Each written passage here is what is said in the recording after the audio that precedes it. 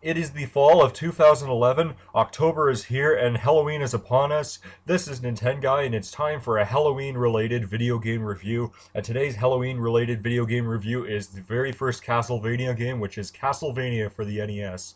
This game was released in 1987, and it was published by Konami. Is the game any good? Let's find out.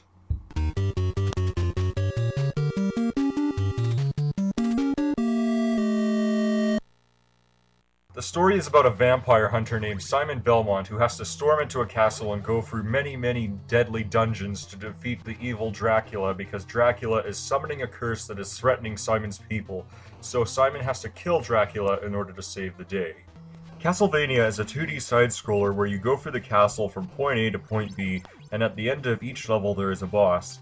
Simon can attack his enemies by using a whip, but along your journey you can attack candles which will give you different kinds of items.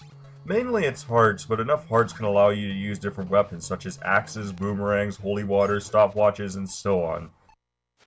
But there are some weapons that don't require hearts, such as crosses that kill every enemy on screen, or potions that make you invincible. Some parts of the wall can be broken, and for some odd reason you will find a pork chop that you can use to regain your health bar. As disgusting as that may sound, you will have to eat pork chops inside a wall quite often. Why, you may ask? Because this game will kick your ass. Okay, it's nowhere near as bad as Ghosts and Goblins, but allow me to explain my reasoning.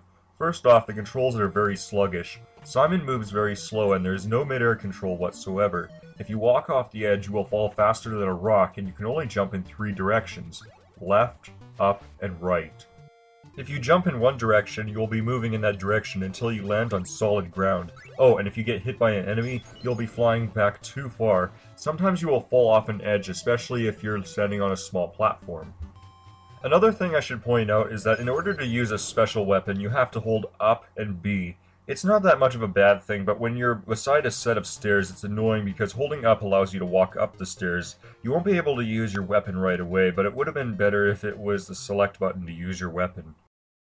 The bosses can range from different flavors, such as a giant bat, a giant Medusa head, mummies, a Frankenstein monster, a Grim Reaper, and so on.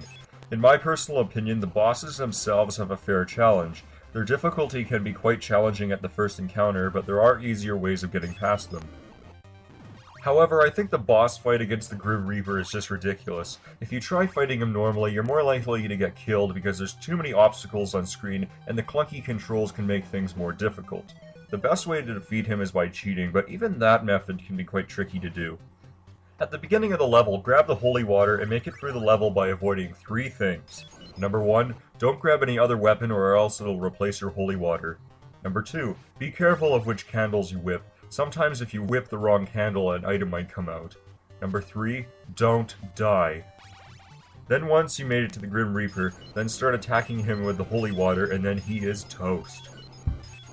I believe I'm done talking about the frustrating parts about the game, and sure, the game is hard, but it's a game that keeps you coming back, and the reason why you keep on playing Castlevania is because you don't want to give up so easily. Because of this, I find this challenging enough that it's beatable, and I like playing a game that has a fair challenge. Yes, the controls and the physics are not perfect, but it takes time to getting used to. Before I go to the conclusion of the review, I also want to mention that there's a second quest after you beat the game. The only difference is that there are more enemies than before. It's just there in case if you found the game too easy for you. In conclusion, this game is very short but very difficult at the same time. However, I still had a good time with this game, but I'm pretty sure there's some people that might have an opposite reaction. Personally, I would only recommend this game to a serious hardcore gamer that has had a lot of gaming experience, but if you're just getting into video games, then you should skip it. But anyway, that is the end of my Castlevania review. This is Nintendo saying take care, happy Halloween, and here's the rating.